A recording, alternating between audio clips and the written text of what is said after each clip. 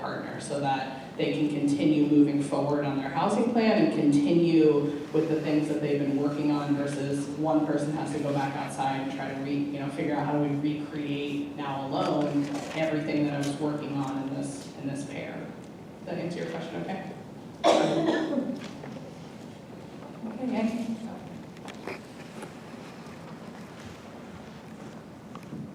I think this is probably a question mostly for Stacy.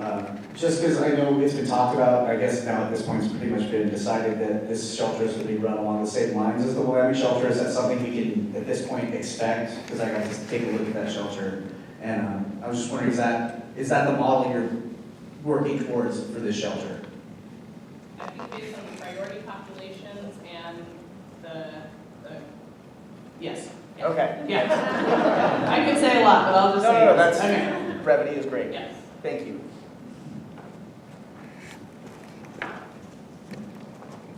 Similar brief question. We had talked about pets, I feel like, at the last meeting. Is that Yep. part of it? Yep. Pets are allowed. Pets, partners, possessions. That's allowed. Any other questions or thoughts about the program model? There you go. Okay, so I know, again, this is something I asked you last time when you were at the Willamette Center. Excuse me. I understand that this is a very low-risk population, for the most part, statistically. I'm just wondering and I asked you this question and I didn't really get a real good answer, so I'm going to ask you now. Okay.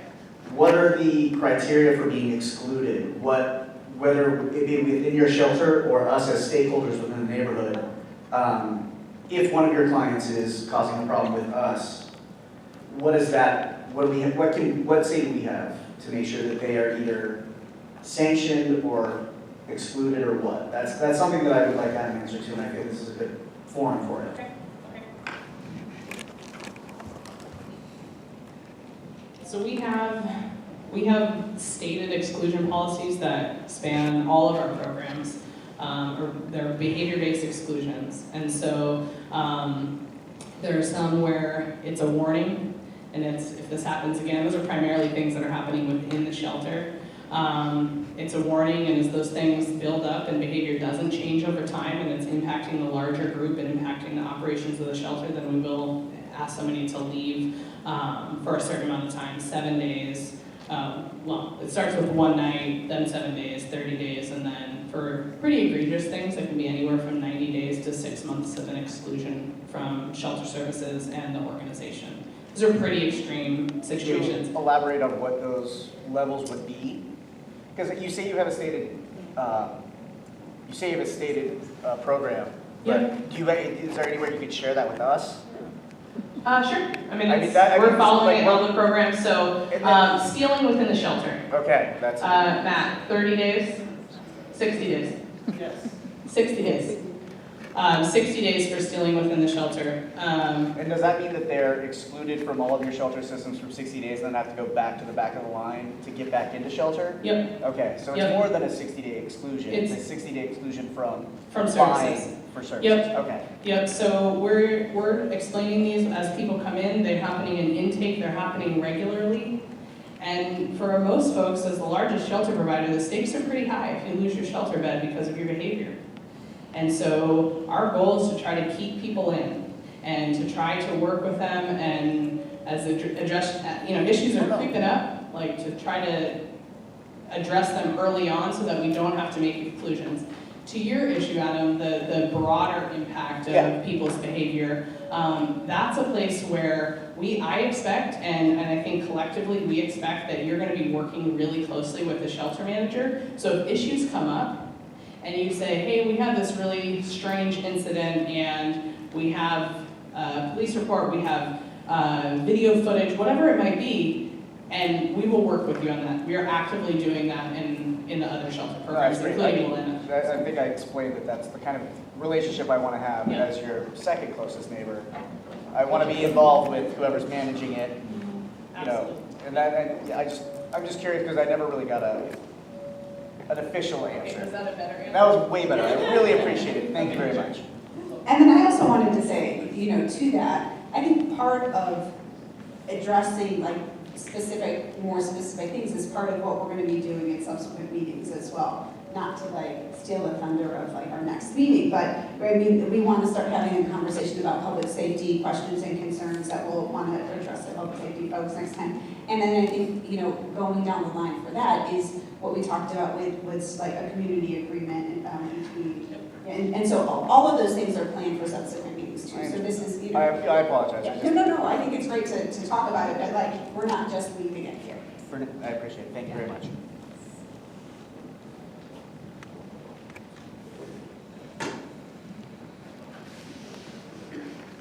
What kind of system can we expect as business owners and neighbors to be able to refer people that we know of in the neighborhood that need shelter? Is it going to be a business card that we give them that gets them to the front of that line? Is it going to be a phone number we call with their information? How can we make sure we're referring people we know that are in the neighborhood and are seeking shelter to ensure that they're prioritized in the shelter?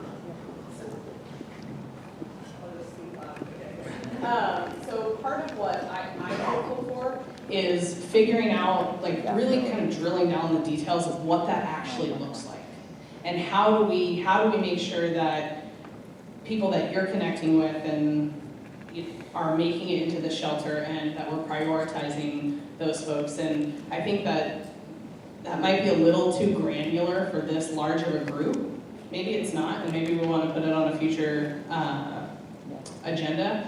But my hope is that that's what this group comes up with are some really meaningful ways where we can make like real referrals and help people actually go from the street and into the shelter. So I have some ideas. They sound pretty similar to your ideas. So I guess I look to you guys to kind of think about if that's a future agenda item or if it's a subcommittee or some deeper dive on that. Well, so what it sounded like to me, based on your question, Matthew, and then some of the things that came up in terms of talking about the population is we should have a meeting dedicated to how we're going to be doing outreach within the neighborhood to both identify people, to let them know about the shelter, and then also to get resources maybe for folks who are living within the in the community who aren't the population of the shelter, but then also for people who are having them access quickly to the shelter too. So we'll spend some time with that. Okay, great. We could definitely, depending on the preference of the group, so just put together some options for you to kind of reflect on. I think we're trying to hear what the priorities are at this stage. We've got some time, before the shelter opens to drill down into these things, but we can absolutely come back if you prefer a process where we're developing some ideas for you and putting them in front. You can take that approach as well. It sounds like at future meetings, members will have a chance to talk about how to do outreach to the community and perhaps how to refer potential people at the shelter. Any other final comments on this before we get into the discussion or presentation on design of the shelter? Do we have a tentative date yet? Do we have a tentative date for when the shelter opens? Yes. Even if it's like a season or like a... It's okay if we don't. No, Yeah. so we're definitely looking late fall at this point, just around the June timeline. So we've got plenty of time. And as soon as we've got clear or not clarity, we'll provide it. Okay, thanks. So let's have the designers present the draft design of the shelter. You need a moment to look, or can you just hang on? Well, maybe while we're doing that, let me sort of frame the conversation. Since we last saw you all, we've taken the information we received in terms of, I think we had 4 categories of goals we had for the project. We've taken those and we've supplemented with the things we've heard, so we're going to talk about that a little bit. We've refined the design, in particular with respect to the site, to the entry courtyard, which is a critical part of it, and I know of real concern to the individuals here. And then we've continued to modify the interior layout. And then we've also, as these boards in the back illustrate, which are the same things we're going to have up on the screen so you can see a little bit better. We've continued to sort of think about how the building, the exterior of the building is integrated into the community, and I think there's some really interesting ideas there. I think we heard a lot from everybody here last time about the mural idea. We've had some preliminary discussions with the Regional Arts and Culture Commission, who administers that kind of program. We're still trying to figure out how this project, its funding, and their rules all integrate. So I don't have any good answers there other than we're all enthused about it. There's a lot of interest from RAC in this idea of murals if we can figure out all the other background stuff. Oh, thanks, Lauren. So we're going to start with an image you saw last time. I'm going to get my little pointer up. This time I brought a pointer. Got scientific. Nice. There we go. Okay, so here's the site. Down here is where we are right now, so very near. Mount Scott Learning Center, YMCA Child Development Center, and the current bus stop location. And since we can see that here easily, we met with Adam. You have more information? I do not, but I'm working on it. We're going to try and do that. And Yes. so are we. We agreed to agree. Oh, no, that yeah. We're going to try and move it. We're going to find the person or the people at TriMet who have power to move it. Exactly. And I have one other question. Is there anybody representing that apartment complex just south of our building? Just, That's a good question. is there anybody here representing that? Like, Raise your hand if you are.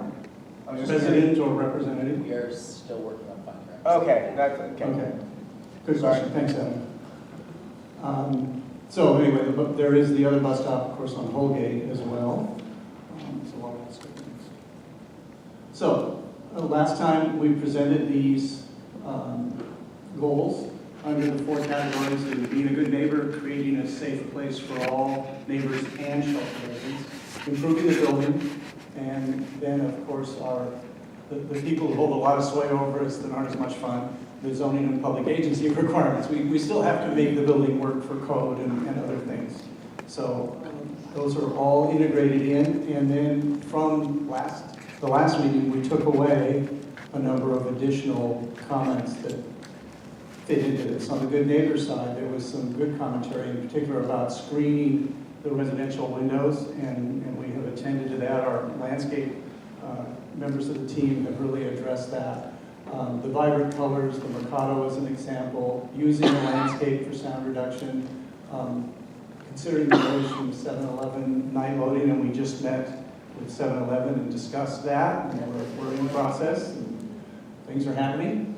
Provide security for the neighbors, which really is an integral part of the whole courtyard design, and then to filter and disperse cigarette smoke, and we have addressed that both with the outdoor structures, which I'll get to in a minute, and with David's work on the landscape, because both of those can really help change that and control that. There were some amenity comments, add more art, great, we love it. That's the conversation with RAC right now, and this notion of how it helps avoid tagging. I was just, as I drove out here, there's a major construction project near my house, and they just stripped the forms off the concrete, tall, 2-story tall concrete wall. It's already tagged. It's insane how fast they get to it. The emergency pull cords in the restrooms, I suspect that's probably already in there. I don't know that we've had a specific discussion about it. That's a really good idea. The pet use area being well drained, and the covered areas to discourage people going elsewhere outside the site. The public sharps drop, again, another really excellent idea. And then fruit trees and encouraging gardening, and I think David will speak to some thoughts there. In terms of the site design, the idea of retaining the parking, we are also reconfiguring it to make it more efficient, to make it easier to use, at least in the direct area outside of the shelter on the entry side, and to make it better defined. It's kind of gotten a little loose. The truck delivery requirements, we already are well onto that. The bus stop relocation underway. Designing the right-of-way within this Foster Streetscape plan, that's definitely a requirement that PBOT has. We will do that. And the southwest corner of the site with a trash area and that other blank wall and the sort of overgrown landscape, that is, again, part of what David will talk about and part of how we responded to the crime prevention commentary. And we were really pleased to get that list from you all and to see that just through good design practice, we pretty much hit most of them. We had a few little fine-tuning items that were really helpful. Appreciate that. The murals are really a great part of the neighborhood. And having more art, which I think is up here too. So this is the site as it's currently evolved. 7-Eleven, the shelter courtyard, the adjacent residential, and the screening and landscaping that are going to help separate that and define it. Adam's project, the Future Brew Pub, which I guess isn't so future anymore since you now have building permits. Starting Monday. Okay? The line is forming, Adam. Yeah, trust me. As I said, we've reconfigured the parking, and we've done two things with it. One, to make the parking more efficient, better defined as part of the entry sequence, but also to then